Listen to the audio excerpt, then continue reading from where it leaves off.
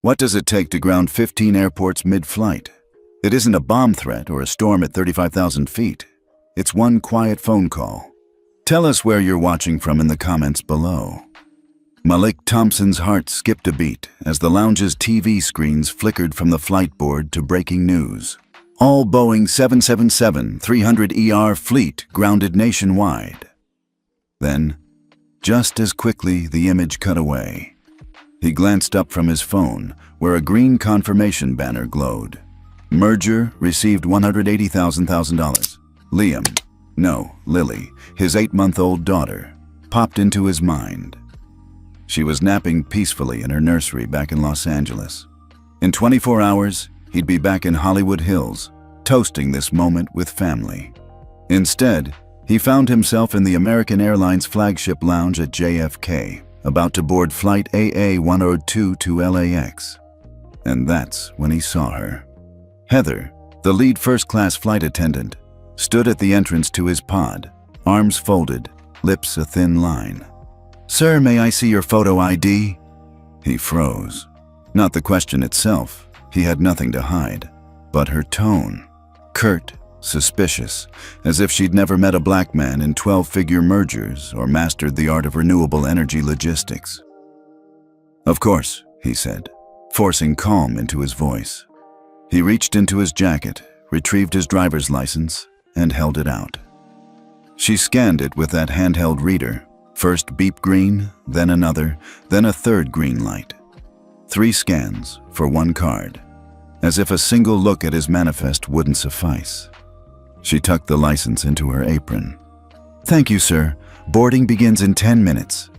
Malik sat back, the leather cushion cool against his spine. Around him, the lounge buzzed with hushed chatter. Executives in slim-cut suits tapping away on laptops, a Hollywood starlet scrolling behind oversized shades, a retired couple clinking champagne flutes. He'd earned this oasis of quiet after years in Green Grid's caffeine-fueled trenches. Yet now, seated in this sanctuary, he felt less at ease than he had on a factory floor pitching investors. "Tell us where you're watching from," he muttered, more to himself than anyone. He pictured Lily's tiny hand grasping his finger. He'd built Green Grid from a one-man operation in South Central LA to a powerhouse valued at $1 billion in 3 years. He'd traded sleepless nights for breakthroughs in battery storage and solar distribution. But reputation, prestige, accomplishment, they meant nothing if a flight attendant could question his right to sit here. The lounge doors slid open. "Last call for first-class passengers." Malik rose, smoothing his dark wool blazer. He clipped a hand to his diaper bag strap. It held bottles, wipes, and a photo of Lily's toothless grin. He would not create a scene. He would not give Heather the satisfaction. He'd endure. At the jet bridge's midpoint, Heather reappeared. Her eyes narrowed. "Sir, I'll need to see your boarding pass again, just to verify." He sighed inwardly, but complied. He presented his mobile QR code. Another beep. Again and again, until the scanner finally chirped green. "Thank you," she said, stepping aside. He offered a polite nod and walked onto the Boeing 777-300ER. The cabin enveloped him in warmth. Soft overhead lighting, polished wood veneer, the gentle hum of engines waiting. He located 2A, eased Lily into her bassinet, and buckled himself in. A steward, Ben, a friendly rookie, approached with a towel and genuine smile. "Can I get you anything, Mr. Thompson?" "Water, please," Malik replied, appreciating the courtesy. Ben retreated. Heather lingered in the aisle, arms crossed, silent. He glanced at the passenger manifest pinned to her clipboard. Malik Thompson, Pod 2A, Green Grid CEO. She stared back as if that information contradicted her worldview. Then the captain's voice crackled over the PA. "Ladies and gentlemen, welcome aboard Flight 102 to Los Angeles. Please make sure your devices are in airplane mode and seats are upright." Malik flicked his phone to airplane mode and slid it into the seat pocket. He watched Heather's reflection in the cabin window, her jaw set, her eyes cold. He leaned back, took a breath, and reminded himself why he remained silent. Reputation, simplicity for Lily, avoiding an unnecessary scene. But as the seatbelt sign dinged off and service began, Heather's small acts of hostility persisted. She skipped his row for drink orders, lingered by other passengers, cleaned empty glasses beside him as if reminding him he didn't belong. He closed his eyes, imagining Lily's lullaby, the swing of her cradle back home. He could endure a few more minutes. But then Ben spilled the tray of glasses while serving the business traveler in 3D, distracted by Heather's smirk, sending shards of ice skittering across the aisle. The passenger grumbled. Heather shot Ben an icy glare before marching off. Malik's calm shattered. He leaned forward, unlocked his phone, and dialed David Parker, the CEO of American Airlines and a former Green Grid board member. David, groggy. Malik? It's 6 a.m. East Coast. Everything okay? Malik, quiet steel. David, I'm on your AA-102, first class. Ground every 777-300 ER in your fleet. Now. David, stunned. What? Malik, that's unprecedented. Malik, I'm being profiled. 15 airports will refuse service until you make this right. I'll send details. David, resigned. Understood. I'll inform ops. I'm sorry. A chill ran through the cabin as the PA clicked on. Captain. Folks, due to unforeseen operational circumstances, we will be returning to JFK. We apologize for the inconvenience. A hushed gasp swept through first class. Economy passengers craned their necks. Heather's face drained of color. Ben stared at Malik with awe. Malik looked out the window as the jet reversed course. He settled back, lifted Lily from the bassinet, and rocked her gently. The city lights of New York welcomed them home, his city, where respect had to be commanded, not assumed. He whispered to his daughter, "It's okay, baby girl. Daddy's got this." Tell us where you're watching from in the comments below. When Malik Thompson woke that morning, Los Angeles was still shrouded in pre-dawn haze. From his penthouse in the Hollywood Hills, he could see the city lights flicker out one by one as dawn inched forward. Below him, the freeway arteries glowed, an intricate web that his company, Green Grid, helped power more efficiently, sustainably. He brewed a single-origin Brazilian coffee in his kitchen. Lily's nanny, Maria, already downstairs, humming softly as she prepared bottles and diapers. In the nursery, soft pastel walls were dotted with family photographs. Malik and his late wife at the county fair, Lily's first smile at 2 months, the Green Grid team celebrating their first big contract. He paused by the crib, brushing a fingertip across Lily's cheek. Her dark curls gleamed in the soft morning light. "Hello, my love," he whispered. She cooed, stretching arms toward him. Her trust was absolute, and he lived for moments like this. At 42, Malik was a man remade by ambition and by love. He'd grown up in South Central LA, raised by a single mother who worked 3 jobs to keep a roof over their heads. On weekends, Malik tinkered with radios and generators, dreaming of ways to make power more affordable for his community. He'd won a scholarship to UCLA, double majored in engineering and business administration, then pitched a solar storage prototype to an angel investor in 2015. That one meeting led to seed funding, and 4 years later, Green Grid was a multi-million-dollar startup. In 2024, Green Grid closed a landmark merger, a $180 million deal that propelled the company into the Fortune 500, no small feat for a company rooted in community microgrids. Yet despite the numbers, Malik remained humble. He drove a nondescript sedan, lived in a tastefully minimalist penthouse rather than a mansion, and prioritized family dinners over boardroom accolades. That morning, he reviewed his itinerary on the kitchen island. 7 o'clock a.m., coffee with Maria and last-minute check on Lily's feed schedule. 7:30 a.m., car service to LAX Flagship Lounge. 10 o'clock a.m., flight AA-102 departs for LAX. 12 o'clock p.m., dinner at his parents' home in Brentwood. His phone buzzed. A notification from his COO, Ankita, flagged a glitch in the new battery management software at a pilot program site in Phoenix. He tapped a quick acknowledgement. Maria would handle the basics here. He trusted his leadership team to manage the rest. He changed into a tailored navy blazer and crisp chinos, professional but unfussy. Before leaving, he tucked a small laminated photo of Lily into his wallet. He'd need that reminder of what really mattered once the day got hectic. Outside, his black Tesla Model S pulled up. The driver, Jose, greeted him by name. "Good morning, Mr. Thompson." "Thanks, Jose," Malik replied, settling into the back seat.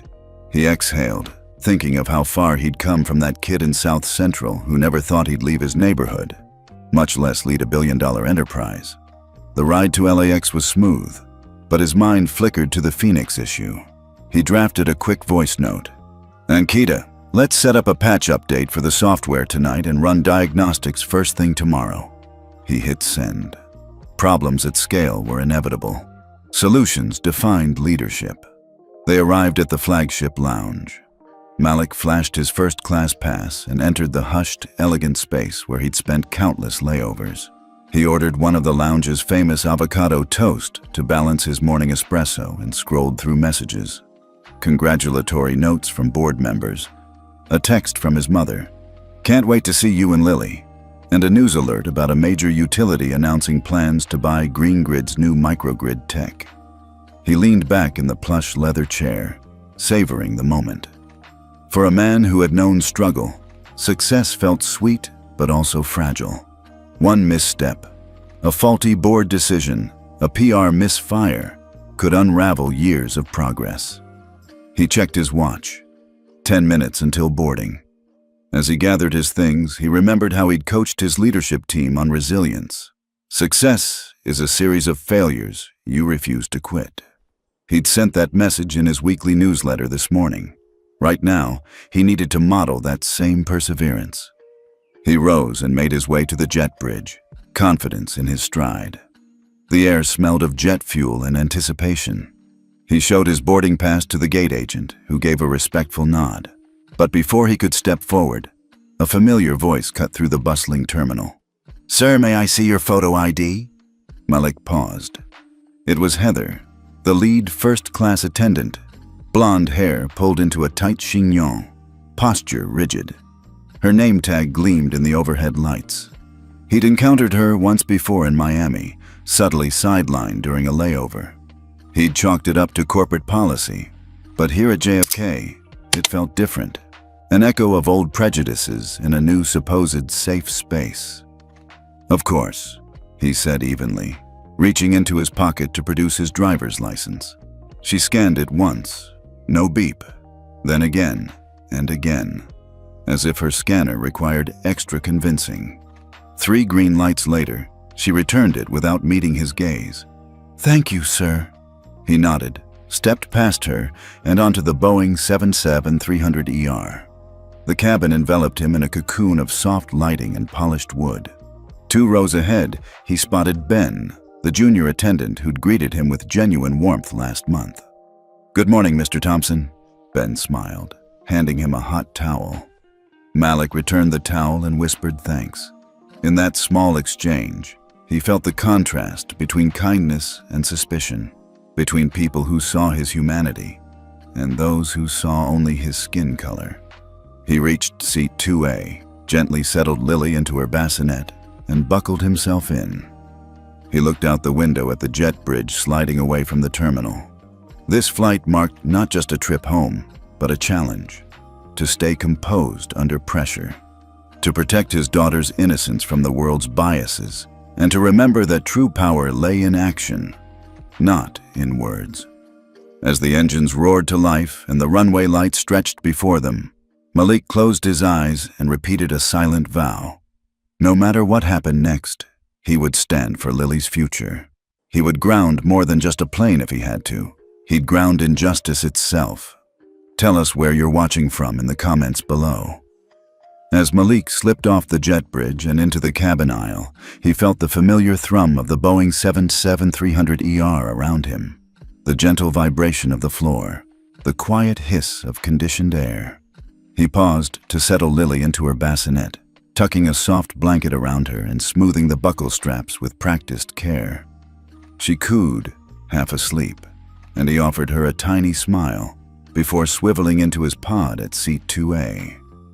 All around him, passengers stowed bags, arranged pillows, and readied their devices for takeoff. He allowed himself a moment of calm. Then Heather appeared again. She materialized at the end of the aisle like a judge delivering a verdict, clipboard in hand, expression unreadable. Malik had thought the double-scan ID request in the lounge was the end of it, but here she was, ready to prolong the ordeal. "Sir, I need to see your boarding pass again," she said, voice low but carrying. Malik inhaled slowly, unclipped the phone from his pocket, and held it out. The QR code glowed softly. In any other cabin, this would have been enough. The screen beeped once. Heather scanned again. Beep, and again. Beep. 3 beeps. 3 passes. Then, without a word, she tucked the phone into her apron pocket and stepped aside. He didn't allow himself to scowl. He simply nodded, tucked the phone away, and sat back. The pod closed in around him, a high-backed seat with a sliding privacy shield, a pop-out minibar, noise-canceling headphones resting on a soft armrest. He reached for a glass of still water that Ben, the junior flight attendant, had left on the tray table. The cold droplets beaded on the outside. He brought it to his lips and let the chill anchor him. But Heather wasn't done. As he sipped, she appeared at the other end of the cabin, quietly observing. When Lily stirred, smiling in her sleep, Malik offered a gentle coo and bent to smooth the blanket again. Heather's eyes flicked to the baby, then back to Malik. There was something in that look, an appraisal that went beyond policy. He stared straight ahead, refusing to react. Minutes later, Ben returned with a fresh cup of coffee for the passenger in 3D, and intentionally bypassed Malik's pod. Malik watched the coffee steam rise, heard the faint clink of ceramic against the tray. Every small gesture served to remind him that he was under a microscope. He reminded himself why he remained silent.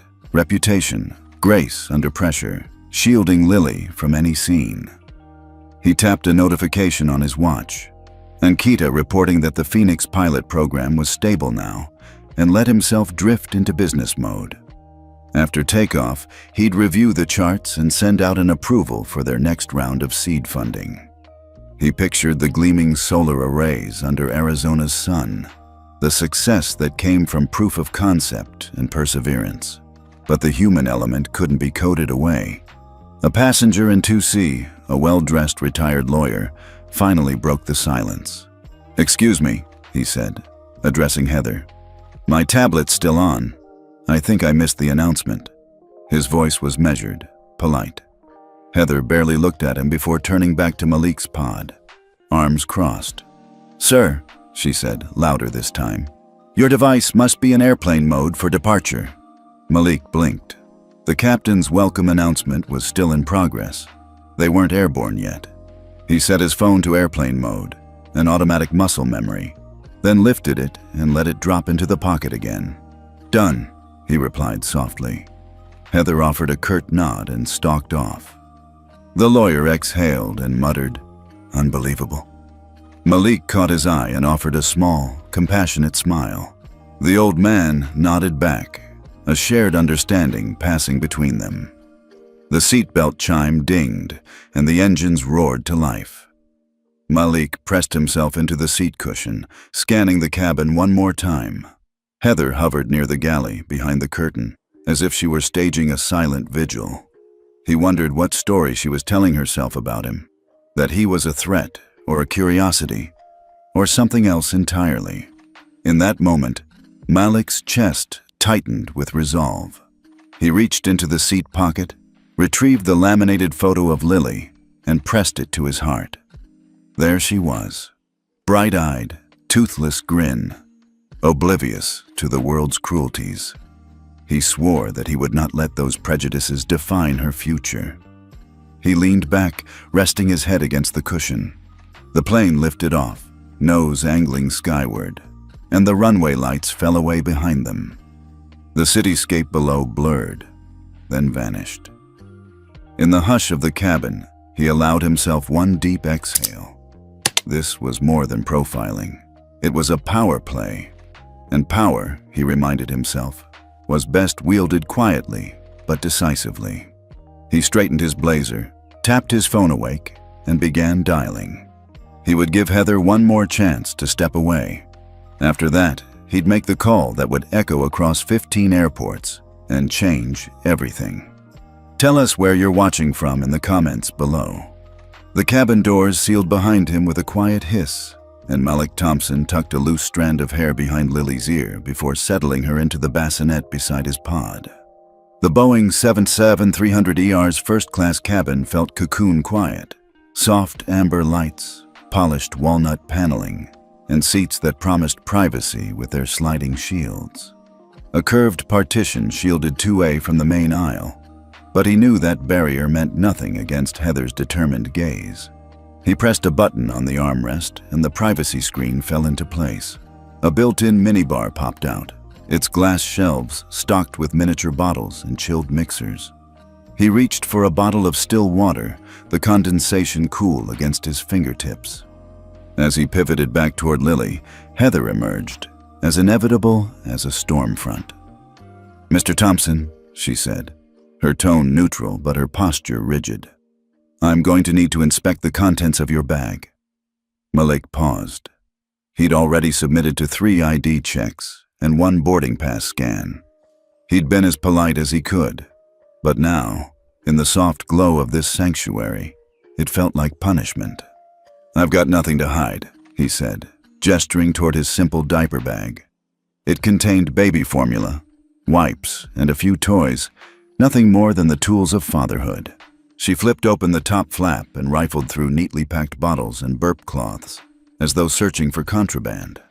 Her fingers lingered on a stack of folded onesies, her eyes flicking to his reflection in the overhead compartment. "Just making sure everything complies with regulations," she said, snapping the bag shut. Malik's chest tightened. "Of course," he replied softly. "Thank you." She gave a curt nod and strode away, clipboard in hand, as though the cabin were a tarmac runway and he were a suspicious cargo shipment. He exhaled, his normally steady breath catching. The muggy discomfort of being singled out pressed in on him. He closed the minibar and reached for his phone, as though checking email could soothe the sting.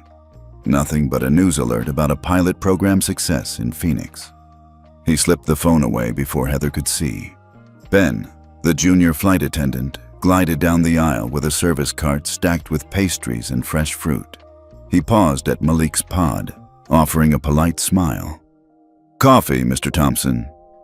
Malik forced a smile in return. "Please, black, no sugar." Ben nodded and moved on.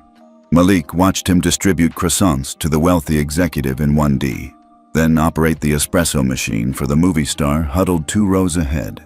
No glance in his direction. It felt deliberate. He leaned forward, adjusting Lily's blanket. Her tiny chest rose and fell in perfect rhythm, a reminder of why he fought to stay composed. She deserved better than what he was enduring.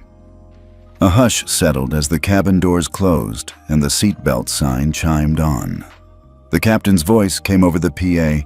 "Ladies and gentlemen, please ensure your devices are in airplane mode and securely stowed. We'll be pushing back momentarily." He followed the instruction without hesitation. Airplane mode on, phone tucked into the pocket. He glanced up to see Heather hovering again, arms crossed. This time, she watched him switch off the Wi-Fi indicator. "Thank you, sir," she said, just loud enough for the 2 passengers beside him to hear. Malik sat back, scouring the cabin for a staff directory or a supervisor. He found none. Only the pinprick lights of seatbelt signs and the occasional smile of a first-time flyer enthralled by the luxury. None of them knew he was on their side, that every small act of condescension against him felt like an insult to everyone who'd ever been judged by the color of their skin. As the plane taxied toward the runway, Heather slipped behind the service cart, restocking it with a meticulousness that bordered on performance art. She restacked napkins and polished glass rims, never once making eye contact with Malik. Each clatter of china was an audible punctuation of her disdain. He closed his eyes, picturing the fluorescent glow of the green grid control room, the engineers monitoring solar field outputs in real time, the data flowing seamlessly. Out there, his world was logic and precision. In here, a petty ritual of microaggressions reigned. Lily stirred, her forehead creasing in a half-wake. Malik leaned over and pressed a finger to her lips. "Shh, Daddy's right here." He brushed a kiss across her temple, drawing strength from her trust. The cabin pitched upward as they lifted off, the runway lights falling away. Malik exhaled, his tension partially released by gravity's pull, but Heather remained a specter in his peripheral vision, stalking the aisles with that clipped efficiency. 30 minutes into the flight, when the seatbelt sign finally dinged off, the cabin relaxed into its service routine. Ben emerged from the galley, offering drinks with genuine warmth. Malik accepted a coffee, savoring the aroma. But even as Ben filled the cup, Heather intercepted, removing the cup from the tray and swapping it for sparkling water instead. Ben faltered, eyes darting between Malik and Heather. Malik placed a hand on Ben's arm. "It's okay, Ben. Thank you." His tone left no room for misunderstanding. The junior attendant was not to be blamed. Heather's lips pressed into a thin line. She moved away, pushing the cart down the other aisle, stage managing every detail. Malik watched her go, anger simmering beneath the surface. The tension pressed so tightly he felt it in his jaw. He leaned back, closed his eyes, and considered the rules of engagement he'd learned. Stay calm, observe, then strike. He pictured David Parker, the AA CEO, in a corner office across the country. He remembered the flat tone on the line. "Understood. I'll send the order to Ops." That call was his weapon, his silent authority. He opened his eyes, met Heather's gaze across the rows for the first real moment. She seemed convinced she had won, that he would continue to endure, but he wouldn't. Not for Lily's sake. He picked up his coffee, still too hot, but set it aside. With Lillian sleeping next to him, he no longer needed to consider restraint. It was time to press the button that would ripple through 15 airports and freeze $250 million in contracts. He drew a steady breath, reached for his phone, and waited. For the moment Heather's back was turned, for the cabin's hush to deepen, for the power of silence to compress into action. Then he dialed. Malik closed his eyes for a moment, adjusting Lily's little pink blanket as she slept soundly in the bassinet. The gentle rise and fall of her chest was the only rhythm that mattered right now. He inhaled, the familiar hush of the 787's first-class cabin pressing around him, soft amber lighting, the muted whirl of the ventilation system, and the gentle hum of conversations just beyond his pod's privacy screen. He'd weathered 3 ID checks, 1 boarding pass scan, and a barrage of silent snubs. He'd endured Heather rifling through his daughter's diapers and wipes, and watched her deliberately bypass his drink order after takeoff. Each indignity he swallowed, reminding himself, keep calm, don't create a scene, for Lily. But as the plane leveled off at 35,000 feet, and the seatbelt sign dinged off, Malik felt the tight coil of frustration in his chest begin to unspool. He took a slow sip of the sparkling water Ben had finally brought him, water that Heather had forgotten twice before. The effervescence tickled his throat, offering a fleeting reprieve. The cabin lights dimmed gently, signaling the start of meal service. Malik watched as Ben rolled the cart down the aisle, offering menus and warm towels with a genuine smile. He glanced over, hoping for even a hint of apology in Ben's eyes for the earlier delay. But Ben averted his gaze, as though afraid of drawing Heather's ire. Malik understood. Ben was new, eager to please, caught in Heather's orbit of authority, but his goodwill was another reminder. He was the one under scrutiny. He looked down at Lily, who stirred and then drifted back into sleep. He brushed a soft curl away from her forehead. She was why he kept his voice low, why he refused to make a scene. He'd flown halfway across the continent to celebrate with family, not to argue in a cabin. But as Heather reappeared at the front of the cabin, clipboard in hand, eyes cold and watchful, he felt his resolve begin to crack. "Mr. Thompson," she said, voice clipped. "I'm sorry, we've run out of still water. Would you like sparkling instead?" He lifted his glass, already filled with still water, to show her. "I appreciate it, but I already have water," he said evenly. She glanced at his glass, then at the empty carafe on the cart. "My mistake," she murmured, before turning away without another word. The exchange was small, absurd even. A single bottle of water, but it landed like a stone in his gut. He thought of Lily learning her ABCs one day, wondering why the world treated her differently. Would she, at 5 years old, ever understand why a grown woman refused to bring her father a glass of water at 10,000 meters? A passenger in 1A, a tech entrepreneur Malik recognized from a Forbes profile, caught his eye and offered a sympathetic nod. The lift of an eyebrow, a slight upturn of the lips. Enough to tell Malik he wasn't alone. But that gesture couldn't lift the weight of Heather's disdain. He leaned back and closed his eyes, picturing the desert sun over Phoenix and the hum of his microgrid arrays streaming power to struggling neighborhoods. He remembered the moment he pitched that first prototype, standing before a skeptical room of investors, charts projected on a cracked conference room wall, his hands trembling only slightly. He'd learned then that disproving one person's doubt could shift hundreds of minds. But here, at 35,000 feet, one person's prejudice threatened to overshadow a lifetime of achievements. He tapped his phone's screen, checking the time. 2 hours into a 6-hour flight.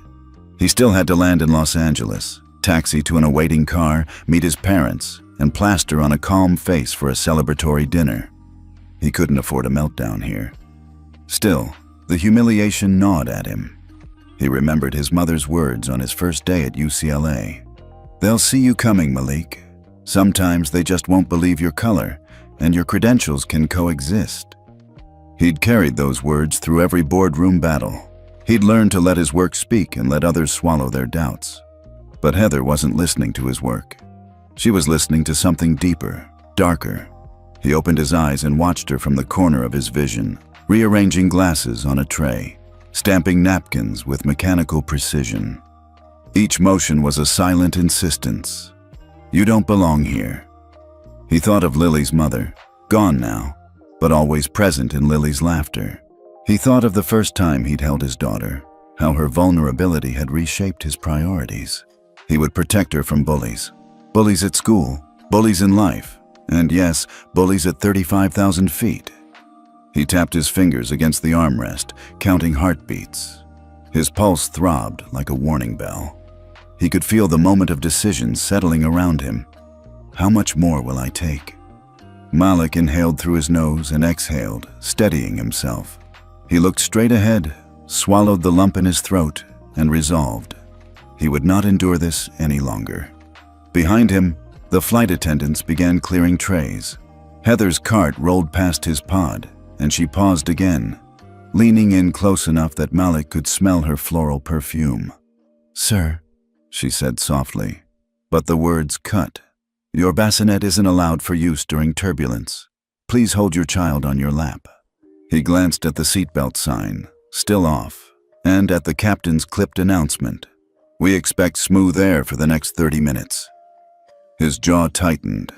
Lily's safe in the bassinet, in the designated spot. But Heather's rule, when wielded as a weapon, wasn't about safety. It was about power. He reached down, unbuckled Lily, and lifted her into his arms. She smiled sleepily, pressing her cheek against his chest. His heart swelled with fierce love and protective rage. He sat back, cradling her, and looked at Heather as she retreated down the aisle. His gaze held no anger, only a quiet promise. The cabin fell silent around him, passengers sensing the tension. He felt the low hum of engines, the gentle vibration beneath him. He thought, I've reached my limit. He placed Lily on his lap, pressed the hold button on his handset, and watched Heather's retreating figure. When her back was turned, he tapped the speed dial for David Parker, the CEO he'd mentored, the man who owed him more than a glass of water. His finger hovered over the call button. The moment had come, the moment to transform endurance into action. He let the cabin hush deepen around him, and then, with his daughter securely in his arms, he pressed call. Malik settled Lily into her bassinet one more time, smoothing the blanket across her little shoulders. She yawned, then tucked her head against the soft mattress and closed her eyes. His heart swelled with fierce protectiveness. This flight had become more than just a trip home. It was a test of who he was willing to be for her. Around him, the cabin cast a soft glow. The seatbelt sign dinged off moments ago, and a hushed murmur spread as passengers opened menus and retrieved tablets. The 777-300ER's gentle hum was constant, comforting, and yet his own internal engine was racing. He replayed every slight. Heather's repeated ID checks, her refusal to serve him water, the way she'd hovered over the bassinet, insisting on arbitrary rules. Each action had been small, but altogether they'd formed a blockade of indignities.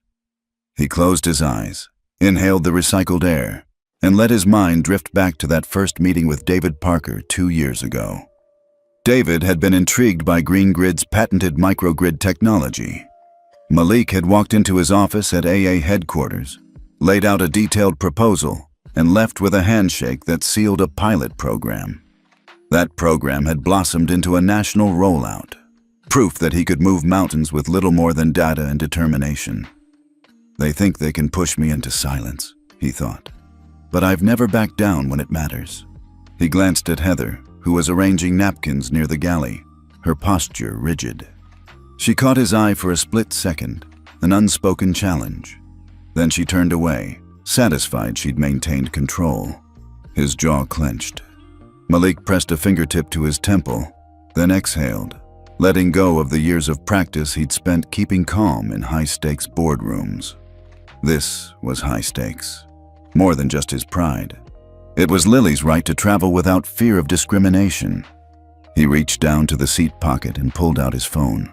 The laminated photo of Lily fell to his lap, but he didn't look at it. Instead, he tapped David Parker's speed dial, saved under David, AACEO. His thumb hovered over the call button. A bead of sweat trickled down his temple, and he wiped it away with the back of his hand. This is it. He pressed call. The line rang twice, then a groggy voice answered, activated through the airplane's Wi-Fi calling. David, voice low. Malik?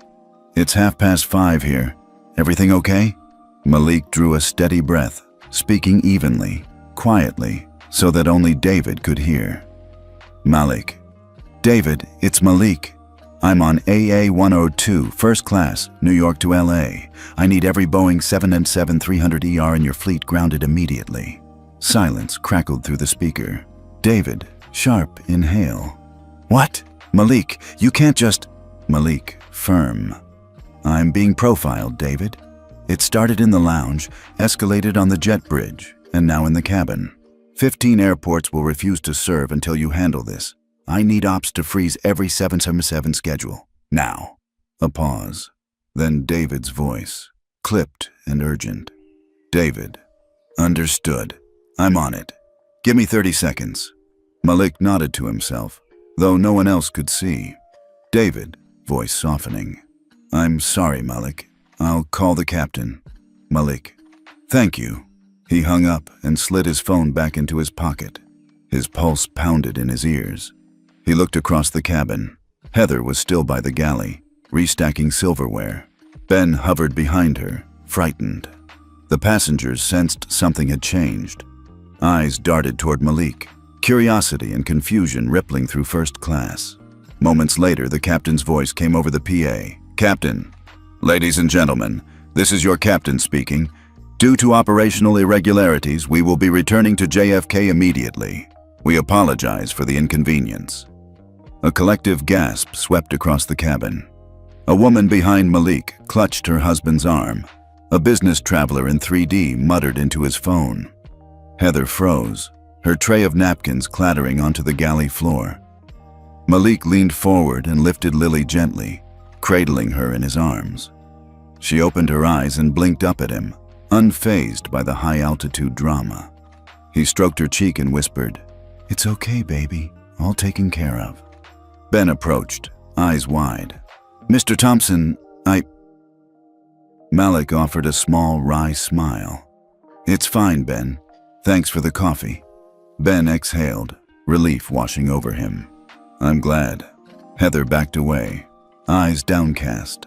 The tiny fortress of her authority had collapsed with one quiet directive. The cabin door to the cockpit opened, and the first officer poked his head out. "Flight attendant, can you confirm the call from ops?" Heather swallowed, then nodded shakily. "Yes, sir." A ripple of whispers spread. Some passengers cheered softly. Others just stared, processing. Malik felt a wave of satisfaction, not triumph, but the relief that comes from a burden lifted. He rocked Lily, humming a lullaby under his breath. He watched Heather slink back toward her station, her uniform crumpled and her composure gone. He didn't gloat. Instead, he closed his eyes and thanked himself for the calm he'd practiced for years. Outside the window, the plane banked and turned toward New York. The city lights shimmered as they descended, a reminder that progress sometimes demands bold moves. In that hush before landing, Malik realized something. His power wasn't a loud PR campaign or a flashy boardroom announcement. It was the quiet certainty of action. One phone call, one firm decision, one moment of refusal to endure. And for Lily, that was everything. The cabin lights dimmed to the service setting, and the hush was nearly silent. Just the soft hum of the 777's engines and the gentle click of readers opening menus. Malik Thompson held Lily close, her tiny hand wrapped around his finger. He felt the weight of her trust, reminding him why he'd made that call.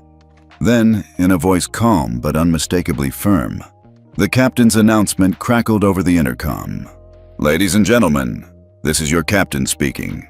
Due to unforeseen operational circumstances, we are unable to continue Flight AA-102 to Los Angeles at this time. We will be returning to JFK. We apologize for the inconvenience." Time seemed to slow. Passengers blinked, jaws slack. A tumble of whispered questions rippled through first class. What does operational circumstances mean? Are we safe? Is there a mechanical issue? Heather froze mid-step behind the service cart, napkin in hand, as though someone had pressed pause on her. Her posture straightened, then visibly sagged. The veil of her authority, built on petty slights and silent power plays, lifted in an instant. Malik felt a rush of relief surge through him. The decision he'd agonized over, the silent vow he'd made to Lily, was bearing fruit. It wasn't a dramatic explosion or a violent confrontation, just the steady logic of operations enforcing equity. He rocked Lily gently, whispering, "It's okay, baby girl. Daddy's got this." Ben, the junior flight attendant, peered around the galley curtain, eyes wide. He set down the coffee pot he was carrying, wiping his hands on his uniform. "Sir, are we really turning around?" he asked, voice barely a whisper. Malik offered a small nod. "Yes, Ben, we are." A ripple of murmurs swept through the cabin. The retired lawyer in 2C swiveled in his seat and tapped his wife's arm. The Hollywood screenwriter in 1A pulled out her phone, hands trembling as she typed a message. Some passengers exchanged looks of confusion. Others, those who'd sensed Heather's unfair treatment, broke into quiet applause. A single clap sounded, then another. Heather's face went pale. She clutched the edge of the service cart, her knuckles whitening. She glanced at the manifest clipped to her clipboard. Malik Thompson, Green Grid CEO, Seat 2A, and then at the cabin crew busily securing trays and napkins. In that moment, her script of microaggressions unraveled. Malik scanned the cabin, noting the blend of astonishment and solidarity on his fellow travelers' faces. He felt a swell of vindication, but also a twinge of sorrow that, in 2025, justice still required such an extreme measure. He tightened his grip on Lily, letting her warmth ground him. At the front of the cabin, the first officer's voice came through the curtain. "Flight attendants, please secure the cabin for landing. We will be back at the gate in approximately 20 minutes. The service lights blinked on, and Heather snapped into motion, barking orders to her team. "Collect all service carts. Check that all overhead bins are closed." She barked at Ben to secure the galley, then stamped toward Malik's pod. Malik met her eyes for the first time since the intercom announcement. There was no malice there, only shock and fear. She looked like a general who just watched her army surrender. He held her gaze for a heartbeat, then bowed his head slightly. No words were needed. The message was clear. The power play was over. Down the aisle, a steward assisted an elderly passenger whose oxygen tubing had fallen. Even in that moment, the crew's professionalism persisted. Malik watched them move through the cabin, offering blankets, securing loose items. The routine took on new meaning. They were undoing the tension, restoring calm after Heather's reign of quiet hostility. In the seat pocket, Malik's phone buzzed with a confirmation text. "All 777-300ER flights grounded. Ops team en route to gate. DP." He allowed himself a private smile. David had acted fast, honoring their partnership and Malik's integrity. He glanced at Lily, sleeping peacefully through the upheaval. It seemed impossible that the world could still be so small, so unwilling to accept him, yet so instantly subject to his quiet resolve. He thought of his mother, of the night he'd told her he intended to found an energy company, and her words, "Change comes to those who dare." Now, at 35,000 feet, he dared, and won. The engine's hum deepened as the plane banked for the return flight. Outside the window, the sprawling lights of New York City blinked awake, welcoming them back. He placed a hand over his heart, feeling the echo of adrenaline fade into a peaceful determination. Ben reappeared with a fresh glass of water for Malik, placing it gently on the tray table. "For you, sir," he said softly. Malik reached out, placing a grateful hand on Ben's shoulder. "Thank you." Heather stood nearby, collecting her composure.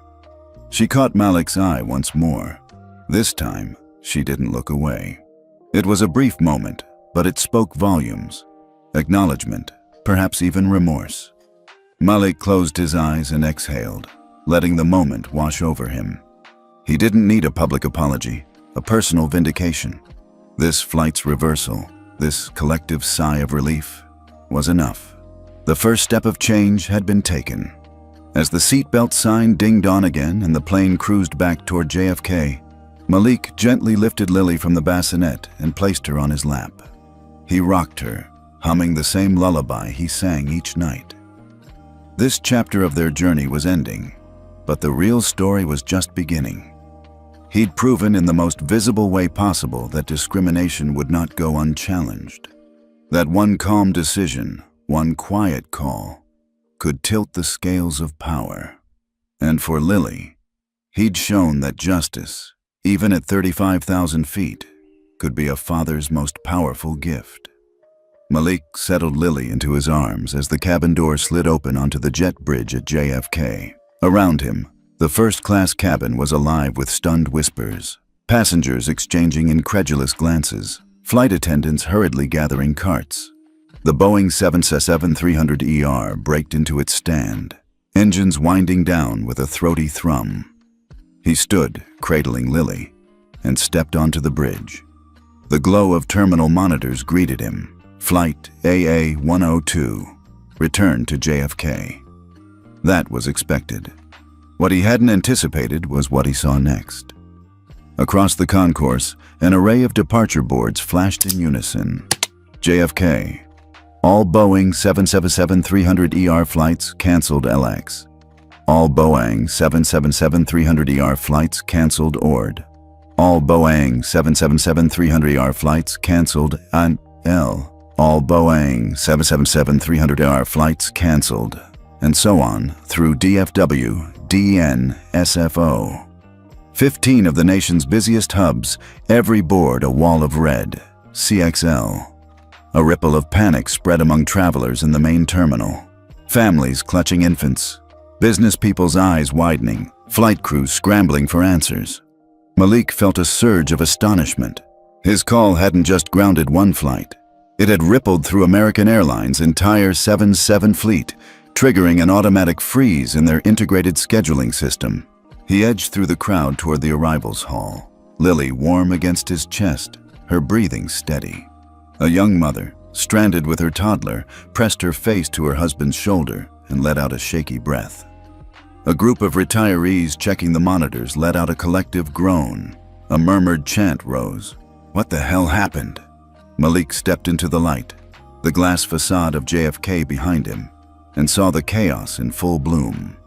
Terminal staff gestured frantically to rebook counters. A bank of AA customer service agents at kiosks leaned into screens, typing furiously. He caught snippets. Ground ops just got a directive. All 777-300ER pilots show unavailable until further notice. We're escalating to the VP of Operations. He slipped his phone from his pocket. Notifications flooded in. NY Times. American Airlines grounds popular 777 fleet. CEO intervention sparks national travel disruption. Bloomberg.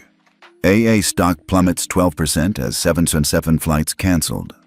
$250 million in fuel contracts frozen. Twitter trending. Had grounded 777. Thanks, Mr. Thompson.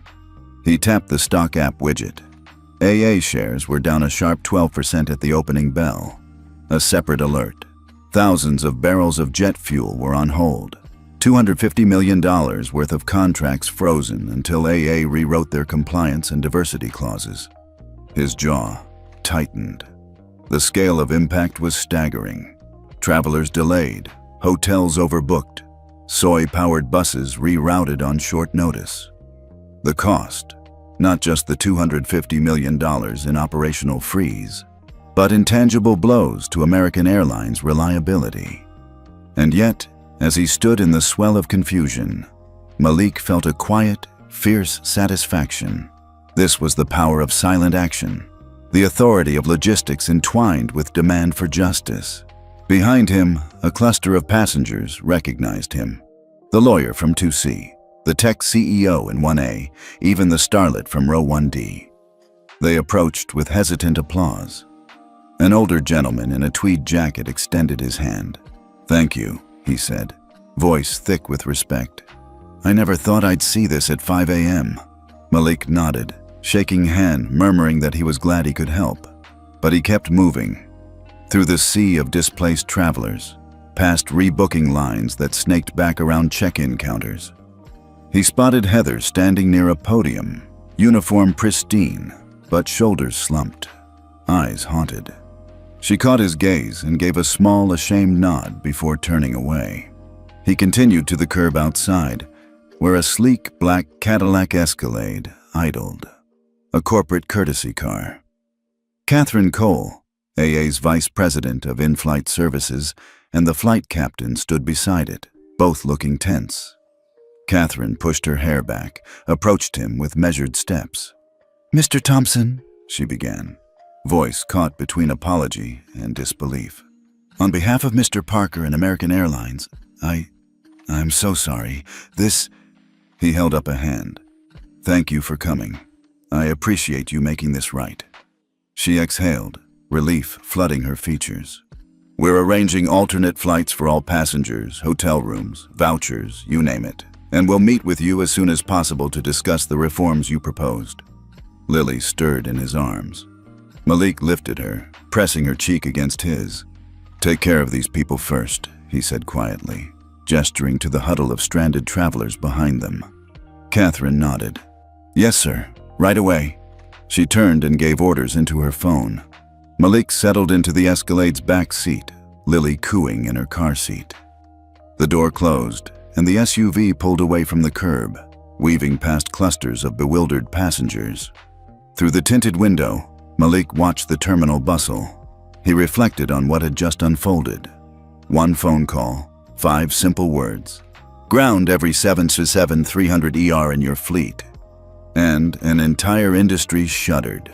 Travel plans derailed, schedules upended, but lines of power lines crisscrossing thousands of miles of green grids. Those lines were unbroken, steady, in contrast to the turbulence he'd engineered. In the front seat, he could hear Catherine coordinating relief. Buses, meals, staff gloves. He pictured the boardroom at AA headquarters, executives reeling as their beloved 777s sat idle at gates nationwide, their stock legging out to a brutal new low. He thought of the public apologies, the headlines, the urgent memos demanding an overhaul of training and culture. Malik gazed at Lily's sleeping face. This is real change, he thought. Not a memo or a seminar, real, systemic change. Outside, the skyline of Manhattan receded into the smoggy sunrise as the Escalade headed to the remote rendezvous point. He felt a hush of anticipation for the meeting ahead, his first face-to-face with Parker and the AA executive team. He would press for the Applied Empathy Initiative, their VR training, measurable KPIs, and a zero-tolerance pledge.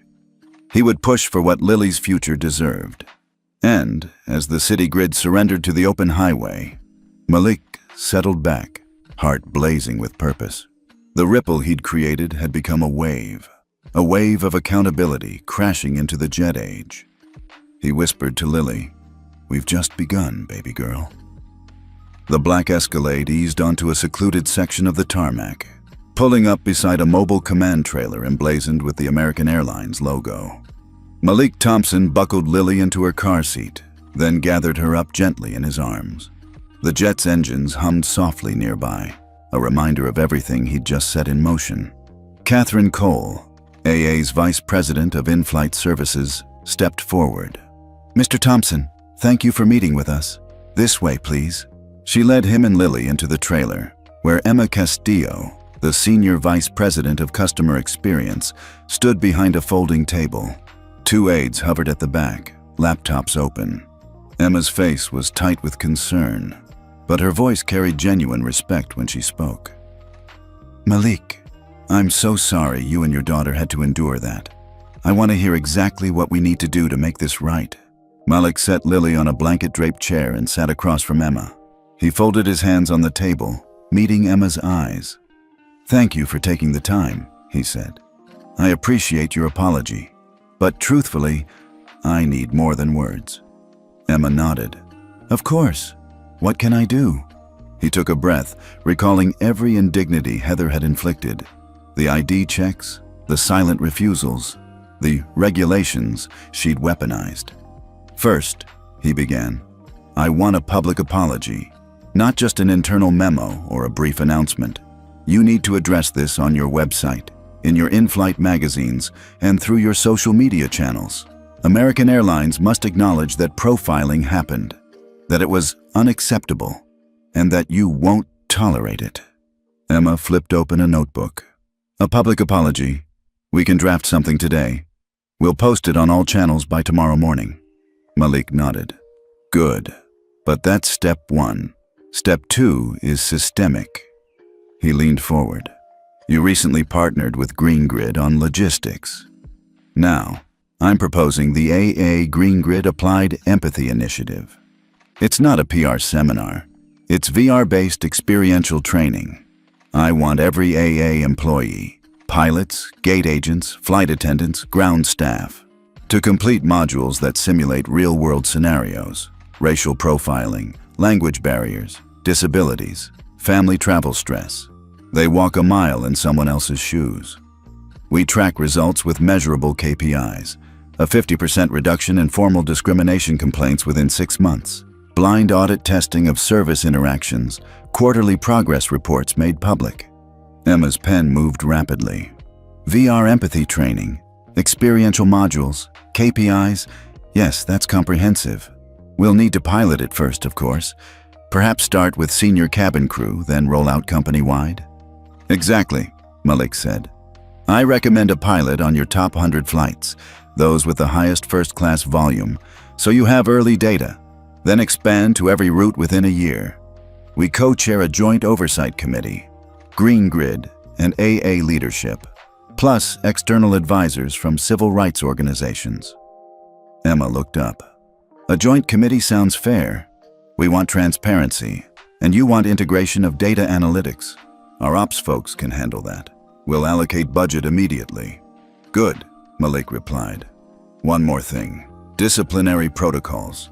Situations like mine shouldn't result only in a suspension or a cursory review. You need a zero-tolerance policy clearly defined in your employee handbook.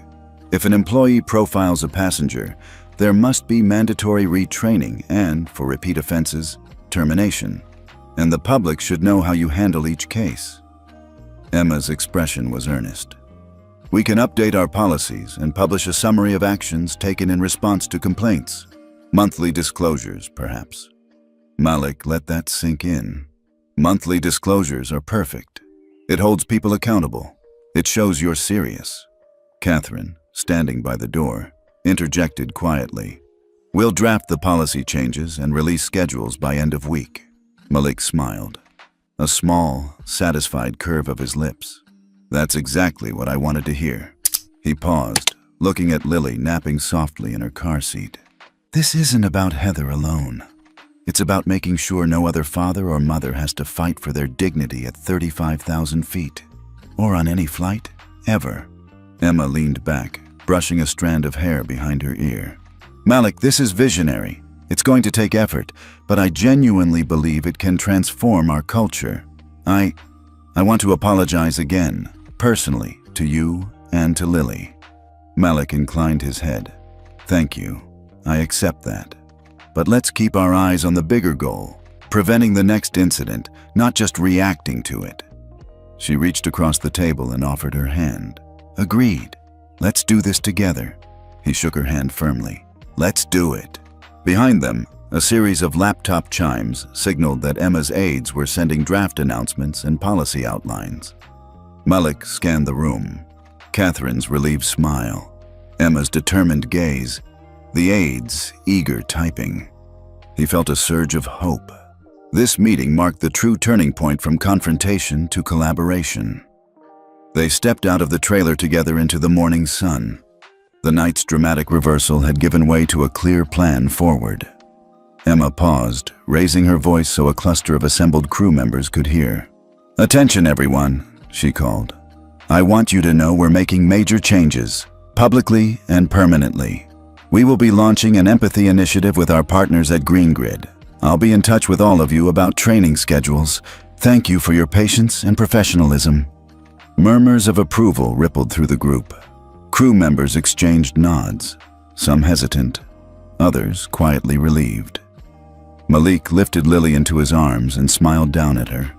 She yawned, waking just long enough to give him a toothless grin. He laughed softly and pressed a kiss to her forehead.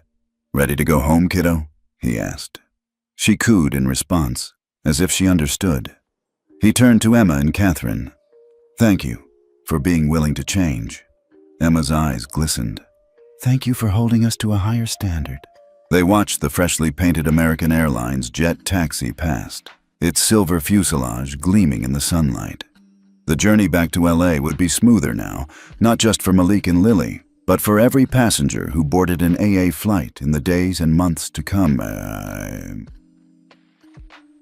And as Malik settled into the back of the Escalade, cradling Lily, he felt the quiet power of a promise fulfilled, and the boundless possibility of change that begins when one person refuses to stay silent. 2 days after that tarmac meeting, Malik Thompson strode into American Airlines' new empathy lab, a converted hangar outfitted with VR stations, modular seating pods, and data dashboards humming on giant screens. Across the room, VR headsets lay next to passenger service carts and airline uniforms. He grinned, heart racing with the same excitement he'd felt when Green Grid launched its first solar microgrid. Emma Castillo met him at the entrance. Welcome to your baby, she said, gesturing at the setup. 5 pilot flights, 50 crew members, 2 VR modules ready to go. Malik nodded. They distilled months of planning into 2 immersive experiences. Profiled at the gate, users wear a VR headset and play a passenger navigating secondary screening, feeling the anxiety of extra checks, repeated ID requests, and idle stares. Family flight stress. A simulation where you're a parent managing a restless toddler, juggling boarding passes, luggage, and cranky seatmates.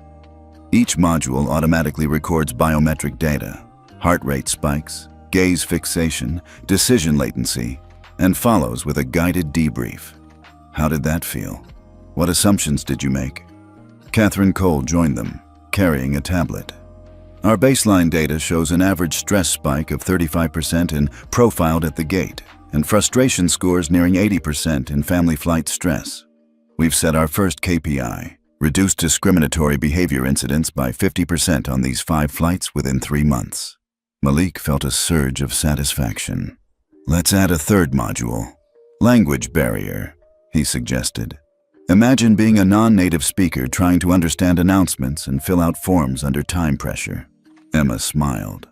Already live as version 1.1. He laughed. Impressive. They walked past a row of screens displaying live dashboards, complaint trends, anonymous employee feedback, VR completion rates. An external advisor from the ENBO ACP and a UX specialist for accessibility reviewed the metrics. Malik paused at one chart. 72% of participants reported newfound empathy toward families and minority travelers. Those numbers, he said, pointing. That's real change. Behind them, Ben, now a certified empathy facilitator, led 3 flight attendants through the VR experience. He paused the simulation. I honestly didn't realize how small actions, like skipping someone's drink order, can feel oppressive, one attendant admitted. Malik caught her eye and nodded. That transparency, that willingness to admit fault, was the program's true power. Emma tapped a button, projecting the rollout plan. Phase 1. Pilot on 5 high-volume first-class flights over 6 weeks. Phase 2. Expand to top 100 routes by Q4. Phase 3. Integrate VR into annual recertification for all AA staff. Catherine added, We'll publish quarterly reports, transparent KPIs, passenger surveys, disciplinary actions. No more backroom cover-ups. Malik closed his eyes for a moment, picturing Lily growing up to travel the world without fear. He opened them and looked at Emma. We're not just checking a box. We're changing hearts and minds. Emma extended her hand. To the AA Green Grid Applied Empathy Initiative. He shook it. To a future where everyone belongs at 35,000 feet. 6 months had passed since Malik Thompson's quiet phone call reverberated through American Airlines' entire 777 fleet. He found himself back in the same hangar-turned empathy lab, but it looked entirely different now.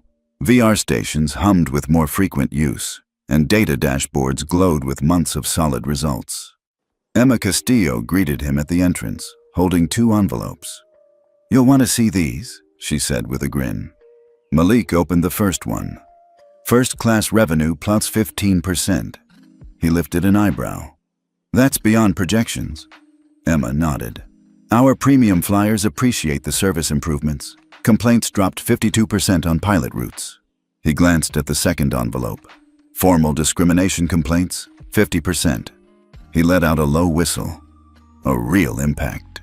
Behind them, Catherine Cole stepped forward, projecting a chart onto the big screen. A line graph showed first-class complaints plummeting from 84 incidents per 1,000 flights to 42. Bar charts displayed a 15% uptick in first-class ticket sales on the 5 pilot routes, and the program had already rolled out to 20 additional high-traffic flights. This, Catherine announced, is what happens when you invest in empathy. Malik felt a swell of pride. He watched as crew members who'd once worn skepticism on their faces now exchanged knowing nods.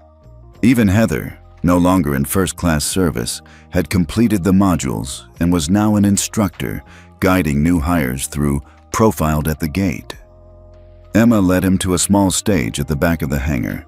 where a modest audience of AA executives, crew trainers, and external advisors gathered. "On behalf of American Airlines," she began, "it's my honor to present this award to the man who helped us redefine customer experience and corporate responsibility." She handed Malik a framed certificate, AA Green Grid Applied Empathy Initiative, in recognition of transformative leadership. The applause was warm, genuine. He accepted the award, placing one hand over his heart. He cleared his throat. "Thank you. When we started this, it was about something simple. Dignity. No one should ever have to prove they belong. Today, thanks to hardworking teams, local partners, and the support of everyone here, we've reduced real suffering at 35,000 feet and made better business in the process." A ripple of laughter and applause followed. He smiled down at Lily, now a curious 2-year-old exploring a toy globe at his feet. Her eyes sparkled, unaware she'd been the catalyst for all this change. He knelt to her level, wrapping an arm around her. "We did this together, kiddo." Turning back to the crowd, he concluded, "This is proof that empathy isn't just a buzzword. It's a strategy, one that saves money, builds loyalty, and most importantly, honors every passenger's humanity. Let's keep flying the world forward." As the crowd dispersed, Emma and Catherine approached with refreshments. Catherine raised her cup of sparkling water. "To you, to Lily, and to a future where every flight feels like home." Malik clinked his glass, smiling. "To belonging, for everyone." And with that, the hangar buzzed anew, not with tension or conflict, but with the quiet hum of progress, a testament to what one call and a bold vision could achieve. 6 months after the AA Green Grid Applied Empathy Initiative rolled out, Malik Thompson found himself settling into Seat 3C on a late-morning American Airlines flight bound for Miami. Lily, now a curious 2-year-old in a forward-facing car seat, waved at the overhead bins as they taxied out of the gate. It felt surreal. No edge of tension, no lingering hostility, just the familiar hum of engines and the soft murmur of first-time flyers marveling at the privacy pods. As the seatbelt sign dinged off and the service began, a young flight attendant approached with a bright smile. Malik recognized her from the post-training roster. Jessica, one of the first cohort of cabin crew to complete the VR empathy modules. "Mr. Thompson?" she said, kneeling beside his pod. Lily reached out to touch her name badge, and Jessica laughed softly. "I just wanted to say thank you. Your program, it changed the way I see everything. I never realized how those little acts, skipping someone's drink, making assumptions, could hurt so much." Malik's chest warmed. "Thank you for giving it a chance," he replied, brushing a loose curl from Lily's forehead. "It's not easy to admit we're wrong." Jessica nodded, eyes sparkling. "It's not. But I see my colleagues now, gate agents, pilots, ground staff, really listening. We've all become more mindful. I've even caught myself pausing before I say something, asking myself how I'd feel if the roles were reversed." She glanced at Lily, cooing, "And I want every child to feel welcome, just like she does." He offered a genuine smile. "That's exactly why we did this." She rose, and in that moment, the service cart rolled down the aisle, stocked with fresh fruit and coffee. Around them, other attendants moved with a confidence and warmth that felt different. Malik realized he wasn't the only one noticing. The business traveler in 2D smiled appreciatively. A retired professor in 4A gave a thumbs up as her tea appeared without delay. Lily reached for Malik's hand and pointed at Jessica.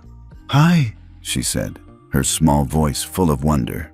Jessica leaned down, whispering, "Hey there, pumpkin," and Lily giggled in return. Malik caught that exchange and felt a hush of gratitude. Empathy had become the new standard, and kindness the baseline. He leaned back, gazing out the window as the Atlantic's blue shimmered beneath them. The old days of microaggression felt like a distant memory, replaced by moments of genuine connection. A flight attendant from rows behind passed him a note on a Bar F napkin. "Your daughter brightened my day. Thank you, for her and for all of us."